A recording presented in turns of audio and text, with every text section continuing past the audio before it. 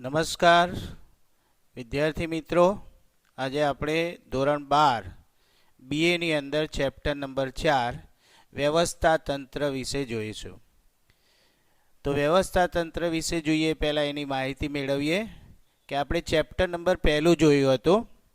પહેલા ચેપ્ટરની અંદર સંચાલન એટલે શું તેની લાક્ષણિકતાઓ જોઈ હતી. લાક્ષણિકતાની અંદર પહેલી લાક્ષણિકતા હતી હેતુ નિર્ધારણ. ત્યાર પછી બીજા નંબરે આયોજન હતું, ત્રીજા નંબરે વ્યવસ્થા તંત્ર, ચોથા નંબરે કર્મચારી વ્યવસ્થા અને પાંચમા નંબરે દોરવણી અને છઠ્ઠા નંબરે અંકુશ હતું. તો આપણે ત્રીજા પાઠથી જે આયોજન પછી સંચાલનમાં પ્રથમ કાર્ય આયોજન છે, આયોજન પછીના જે કાર્યો છે આપણે જોયા. તો ત્રીજો પાઠ આપણે આયોજનનો જોયો.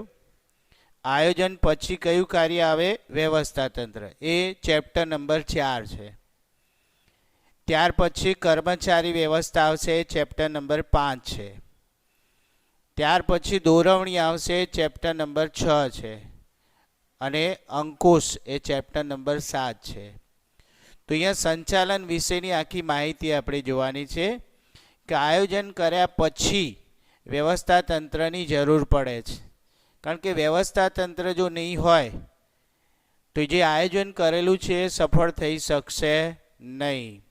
તો વ્યવસ્થા તંત્રની અંદર જે કંઈ કર્મચારીઓને જવાબદારી સોંપવામાં આવે છે કે એ કર્મચારીને કયું કામ કરવું, કોના હાથ નીચે કરવું, આ બધી જે વ્યવસ્થા છે એ વ્યવસ્થા તંત્રમાં કરવામાં આવે છે. વ્યવસ્થા તંત્રમાં જરૂરી નકશાઓ પણ બનાવવામાં આવે છે કે કયા વિભાગમાં કોણ કામ કરશે, કોના હાથ નીચે કામ કરશે, કોના હુકમનું પાલન કરવું પડશે. આ બધું વ્યવસ્થા તંત્રમાં થતું હોય છે. તો આપણે ચેપ્ટર નંબર 4 વ્યવસ્થા તંત્ર વિશે જોઈએ. એનો પહેલો પ્રશ્ન છે વ્યવસ્થા તંત્રની લાક્ષણિકતાઓ સમજાવો. તો સૌથી પહેલાં આપણે એનો અર્થ જોઈએ. સામાન્ય ધ્યેય સિદ્ધ કરવા માટે પ્રવૃત્ત થયેલી વ્યક્તિઓ વચ્ચે સત્તા અને જવાબદારીની વહેંચણી કરતું માળખું એટલે વ્યવસ્થા તંત્ર. તો સામાન્ય રીતે જોઈએ તો ધ્યેય સિદ્ધ કરવા માટે, સમાન ધ્યેય સિદ્ધ કરવા માટે પ્રવૃત્ત થયેલી વ્યક્તિઓ વચ્ચે સત્તા અને જવાબદારીની વહેંચણી કરતું માળખું એટલે વ્યવસ્થા તંત્ર. કારણ કે વ્યક્તિઓ વચ્ચે સત્તા અને જવાબદારી વહેંચવી પડે છે. સત્તા અને જવાબદારી એ રીતે વહેંચવી પડે કે જેથી કરીને કર્મચારી વ્યવસ્થિત કામ કરી શકે. એની લાયકાત, એની આવડત, આ બધું ધ્યાનમાં રાખીને સત્તા અને જવાબદારી સોંપવામાં આવે છે. સત્તા વધારે પણ ના આપી દેવાય અને જવાબદારી પણ વધારે ના આપી દેવાય. તો પ્રમાણસરની સત્તા અને પ્રમાણસરની જવાબદારી આપવાથી કર્મચારી વ્યવસ્થિત કાર્ય કરી શકે છે. તો વ્યવસ્થા તંત્રનો અર્થ જોયો આપણે. સમાન ધ્યેય સિદ્ધ કરવા માટે પ્રવૃત્ત થયેલી વ્યક્તિઓ વચ્ચે સત્તા અને જવાબદારીનો વહેંચણી કરતું માળખું એટલે વ્યવસ્થા તંત્ર. હવે એનો લાક્ષણિકતામાં જોઈએ. પહેલી લાક્ષણિકતા ધ્યેયલક્ષી પ્રવૃત્તિ છે. તો ધંધાકીય એકમને સિદ્ધ કરવા માટે વ્યવસ્થા તંત્રની રચના કરવામાં આવે છે. એકમના હેતુઓ, વિભાગીય હેતુઓ અને કર્મચારીઓના હેતુઓનું રૈખિક સંકલન કરતું માળખું એ વ્યવસ્થા તંત્ર છે. તો ધંધાકીય એકમને સિદ્ધ કરવા માટે વ્યવસ્થા તંત્રની રચના કરવામાં આવે છે. એકમના હેતુઓ સિદ્ધ કરવા માટે, વિભાગીય હેતુઓ સિદ્ધ કરવા માટે કે કર્મચારીનો કોઈ હેતુ છે એને સિદ્ધ કરવા માટે એનું રૈખિક સંકલન કરવું પડે છે. અને આ રૈખિક સંકલન કરતું માળખું જેને વ્યવસ્થા તંત્ર કહેવામાં આવે છે તે ધ્યેયલક્ષી પ્રવૃત્તિ છે તેમ કહી શકાય છે. કારણ કે કોઈ બી ધ્યેયને પાર પાડવા માટે વ્યવસ્થા તંત્રની રચના કરવી પડે છે. બીજું લક્ષણ જોઈએ, આયોજન પર આધારિત છે.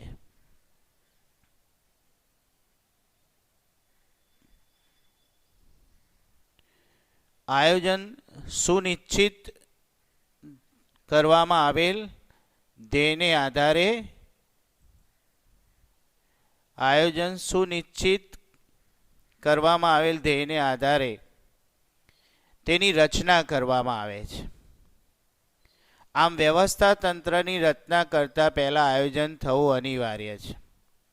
મેં તમને પહેલાં શરૂઆતમાં જ કહ્યું હતું કે આયોજન એ સંચાલનનું પ્રથમ કાર્ય છે. ત્યાર પછીના કાર્યો બીજા શરૂ થાય છે. તો એનો મતલબ એવો થાય છે કે આયોજન દ્વારા સુનિશ્ચિત કરવામાં આવેલા ધ્યેયને આધારે વ્યવસ્થા તંત્રની રચના કરવામાં આવે છે. આમ વ્યવસ્થા તંત્રની રચના કરતાં પહેલાં આયોજન થવું અનિવાર્ય છે. આયોજન કરવામાં ન આવે તો વ્યવસ્થા તંત્ર ક્યારેય સફળ થઈ શકતું નથી. ભવિષ્યમાં અમલમાં મૂકવાની યોજનાને જ આધારે એકમના માળખાનું ઘડતર થાય છે.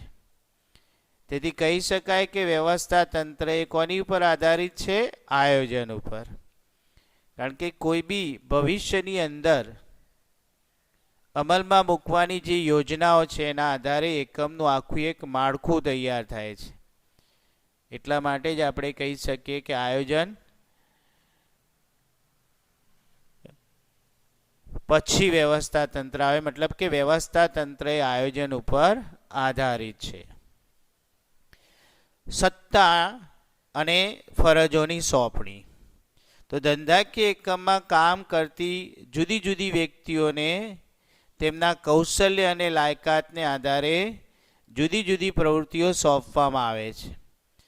કારણ કે જેવું એમનું કૌશલ્ય, જેવી એમની આવડત, જેવી એમની લાયકાત છે એ પ્રમાણે જ એમને કામ સોંપવામાં આવે તો એ જે કંઈ કર્મચારી છે, જે કંઈ વ્યક્તિ છે સારી રીતે કામ કરી શકશે. પણ જો એને એવી કોઈ આવડત જ ના હોય અને પછી કામ સોંપવામાં આવે તો કદાચ એ સારી રીતે કામ કરી શકશે નહીં. આથી વ્યવસ્થા તંત્ર એ વ્યક્તિઓ વચ્ચે સત્તા ફરજના સંબંધો સ્થાપિત કરતું એક માળખું છે. કારણ કે વ્યવસ્થા તંત્રની અંદર વ્યક્તિઓને સત્તા આપવામાં આવે છે, જવાબદારી આપવામાં આવે છે.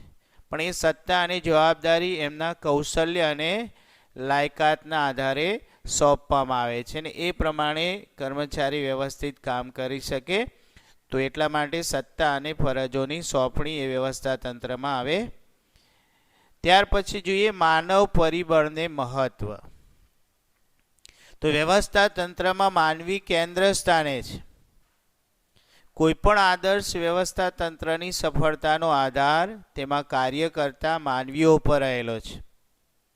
તેથી અસરકારક વ્યવસ્થા તંત્રની સ્થાપના માટે અસરકારક માનવ સંબંધો સ્થાપિત કરવા જરૂરી છે.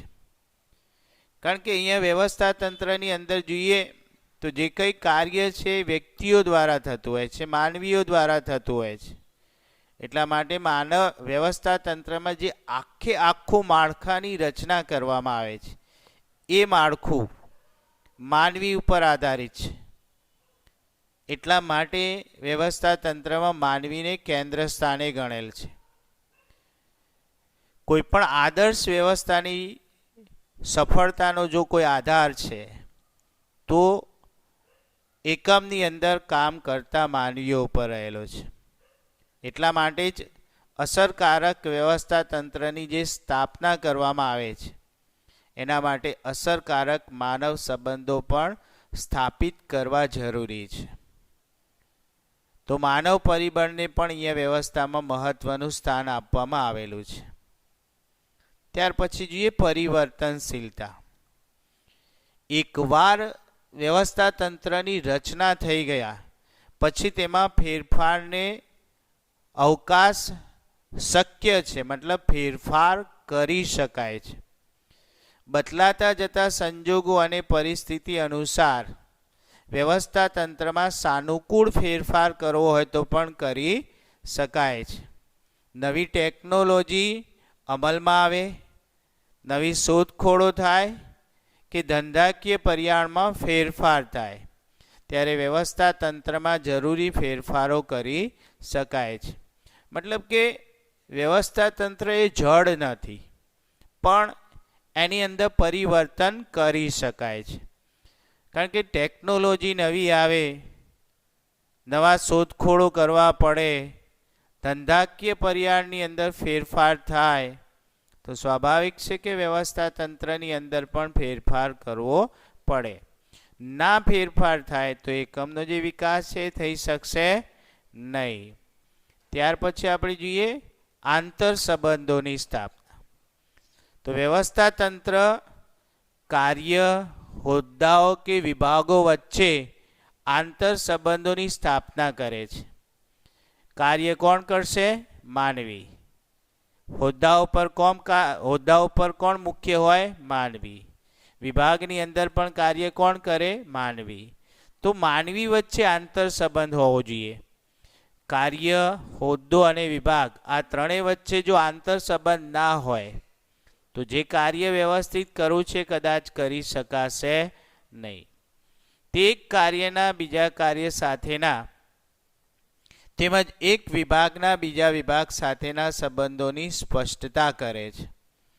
એક કાર્યના બીજા કાર્ય સાથેના, એક વિભાગના બીજા વિભાગ સાથેના સંબંધોની અહીંયા સ્પષ્ટતા કરવામાં આવે છે. મતલબ કે એ બંને કાર્ય કે વિભાગ વચ્ચે આંતર સંબંધ હોવો જરૂરી છે, તો જ વ્યવસ્થા તંત્ર સફળ બની શકે છે. ત્યાર પછી જોઈએ દેખરેખ અને અંકુશ. દેખરેખ, અંકુશ અને સંકલન એ વ્યવસ્થા તંત્ર માટે મૂળભૂત જરૂરિયાતો છે. આ ત્રણ વિના તો કોઈ કાર્ય થઈ શકે નહીં.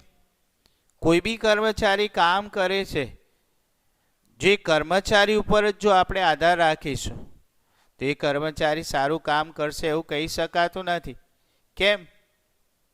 કારણ કે એ કર્મચારી સ્વતંત્ર બની જાય છે.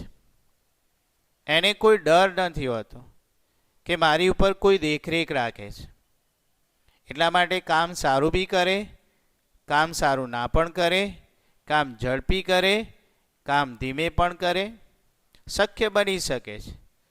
પણ જો દેખરેખ રાખવામાં આવતી હોય તે કર્મચારી સારું જ કામ કરશે. એ રીતે અંકુશની વાત કરીએ. કારણ કે અંકુશનો મતલબ છે શિસ્ત જાળવવી. કામ વ્યવસ્થિત નહીં થાય તો કદાચ એને સજા બી થઈ શકે છે. ત્યાર પછી સંકલન એટલે જોડવું, એકબીજા સાથે જોડવું. આ ત્રણેય વસ્તુ એવી છે કે જે વ્યવસ્થા તંત્રની એની જરૂર પડે છે. કર્મચારીને સોંપવામાં આવેલા કાર્ય તે તેની સત્તા અને ફરજને અનુલક્ષીને કરે છે કે કેમ તે અંગે દેખરેખ અને અંકુશની જોગવાઈ વ્યવસ્થા તંત્રમાં હોય છે અને રાખવી પડે છે. નહીતર શું કે એ કર્મચારી વ્યવસ્થિત કામ કરશે નહીં. પછી સામૂહિક પ્રવૃત્તિની વાત કરીએ આપણે. તો વ્યવસ્થા તંત્રમાં અનેક વ્યક્તિઓ ધ્યેય સિદ્ધિ માટે પ્રયત્નશીલ હોય છે. અનેક વ્યક્તિ ધ્યેય પૂર્ણ કરવા માટેના પ્રયત્નો કરતો હોય છે. વ્યક્તિઓના આ પ્રયત્નોને વ્યવસ્થા તંત્ર યોગ્ય માળખું પૂરું પાડે છે કે જેના દ્વારા સામૂહિક સહકારથી ધ્યેય સિદ્ધિની દિશા તરફ જઈ શકાય છે. કારણ કે ભેગા મળીને જો કાર્ય કરવામાં આવશે તો કોઈ પણ ધ્યેય છે એને સંપૂર્ણ રીતે આપણે પૂર્ણ કરી શકીએ છીએ. પણ ભેગા મળીને જો કામ કરવામાં નહીં આવે તો ધ્યેય સિદ્ધ કરી શકાતો નથી.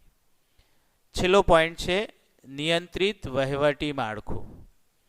વ્યવસ્થા તંત્ર એ ચોક્કસ પ્રકારનું નિયંત્રિત વહીવટી માળખું છે. ધંધાકીય એકમ આ સંબંધો પ્રસ્થાપિત કરવા માટે નિયમો અને નિયંત્રણોની આવશ્યકતા રહે છે, જેની રચના વ્યવસ્થા તંત્ર દ્વારા કરવામાં આવે છે. તો અહીંયા